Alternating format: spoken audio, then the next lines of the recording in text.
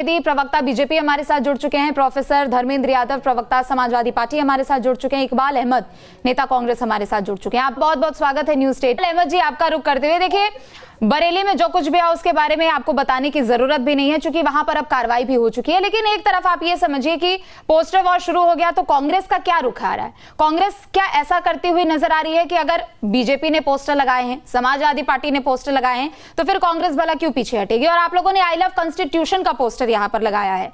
देखिए हुजूर सल्लल्लाहु अलैहि वसल्लम हजरत मोहम्मद सल्लल्लाहु अलैहि वसल्लम जो हैं वो मोहब्बत का संदेश देते थे, ना कि नफरत का संदेश दिया उन्होंने। पूरे दुनिया में, ऐसा नहीं कि सिर्फ हिंदुस्तान, पूरे दुनिया में उन्होंने मोहब्बत का संदेश दिया।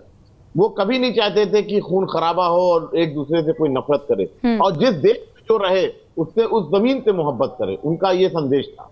हम अगर हिंदुस्तान में पैदा हुए हैं तो हिंदुस्तान की जमीन को हम चूमते हैं और 5 वक्त नमाज पढ़ते हैं और सजदा करते हैं, सबसे पहला। दूसरी चीज, जब बरेली में जो भीड़ इकट्ठा हुई, हमें जहां तक देखा टीवी पे और लोगों की जो बातें सुनी हमने कि तौकीर रजा साहब, मौलाना तौकीर रजा साहब को नजरबंद कर लिया गया। अगर वो शायद पहुंच गए होते वहां पर और मेमोरेंडम दे दिए होते, मैं इससे भी इत्तेफाक रखता हूं, क्योंकि मेमोरेंडम देने की जरूरत ही नहीं थी।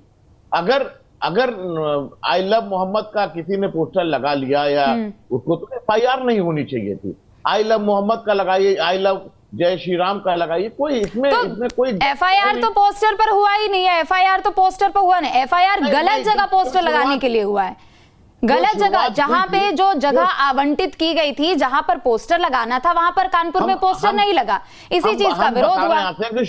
शुरुआत जो हुई वो आई लव मोहम्मद के पोस्टर से हुई। नहीं, पोस्टर लगा, गलत बात नहीं भाई। जो मुझे जगह को लेकर ये FIR हुई है, कानपुर पुलिस की ओर से जो FIR दर्ज की गई है उसकी कॉपी भी आई थी।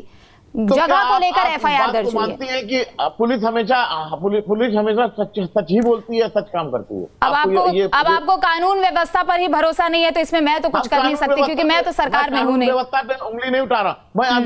अभी आपको ताजा बताऊं कि बीजेपी का प्रवक्ता पिंटू महादेव, वो विपक्ष के नेता राहुल गांधी को कह रहा छाती पे गोली मार देंगे खुलेआम, जैसे नाथूराम गोडसे ने महात्मा गांधी को गोली मारी थी। आज दूसरा गांधी जब पैदा हुआ हिंदुस्तान में और सच बोल रहा है, तो सच की आवाज को दबाने के लिए, छाती पे गोली मारने के लिए यह साजिश रची जा रही RSS और बीजेपी की तरफ से कि राहुल गांधी की आवाज को बंद कैसे किया जाए, क्योंकि उसने आवाज ऐसी उठाई है, गली गली, मोहल्ले, गांव, ब्लॉक, पंचायत पहुंच चुकी है। ये बीजेपी के लोग वोट चोरी करते हैं। ठीक है, लौटेंगे आपके पास। पर बीच में क्या सिर्फ इसलिए ये पोस्टर लगाए गए हैं कि समाजवादी पार्टी ने लगाया है और हम गठबंधन के साथी है, तो हम कहीं पीछे ना उसमें छूट जाएं, तो अपनी मौजूदगी भी दर्ज करानी है?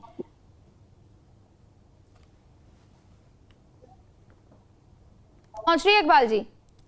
जी, क्या सवाल किया था आपने? सवाल ये है कि कांग्रेस पार्टी का क्या रुख है इस पूरे मामले पे? कार्रवाई हो रही है, कई लोगों को गिरफ्तार किया गया है। क्या सिर्फ राजनीति चमकाना ही मकसद है? क्या सिर्फ मौजूदगी दर्ज कराना ही मकसद है? क्योंकि सब जगह लव के तो पोस्टर लग रहे हैं, लेकिन उसके पीछे ये नफरत कोई नहीं देख रहा ना। अभी मैं बीजेपी के प्रवक्ता की बात सुन रहा था। उन्होंने कहा कि जुमे की नमाज पूरे हिंदुस्तान में होती है, प्रदेश में होती है, और जुमे की नमाज पढ़ के लोग पेट्रोल बम लेके और ईटा पत्थर और डंडा लेके निकल पड़े।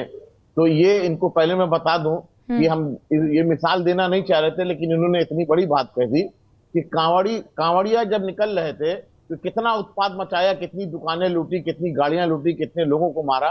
तो उस पर कोई सवाल उठने वाला है? उस पर कोई सवाल नहीं उठा रहा है। उस पर भी तो बहुत बड़ा सवाल उठना चाहिए कि कांवड़िए निकल रहे थे कांवड़ लेकर, कि उत्पाद मचा रहे थे, जगह जगह लोगों की गाड़ियां तोड़ रहे थे, जगह जगह लोगों को मार रहे थे, जगह जगह दुकानें लूट रहे थे। तो क्या कांवड़ इसीलिए बना है? ऐसा नहीं है। कांवड़ एक मोहब्बत का पैगाम है जो कंधे पे लेके जाता है जल चढ़ाने के लिए। उसमें उपद्रव नहीं मचाते हैं, उपद्रव नहीं मचाया जाता है। तो अगर ऐसा कहा जाएगा तो ये गलत चीज है। ऐसा नहीं कि मुसलमान नमाज पढ़ के निकलता है तो डंडा और लाठी लेके, कहां पे किस मस्जिद से मुसलमान पेट्रोल बम और ईटा पत्थर और लकड़ी लेके निकलता है, डंडा लेके निकलता है? ये OP सिंह जी अपने सवाल का जवाब इन्होंने, इनको अपना शब्द वापस देना चाहिए।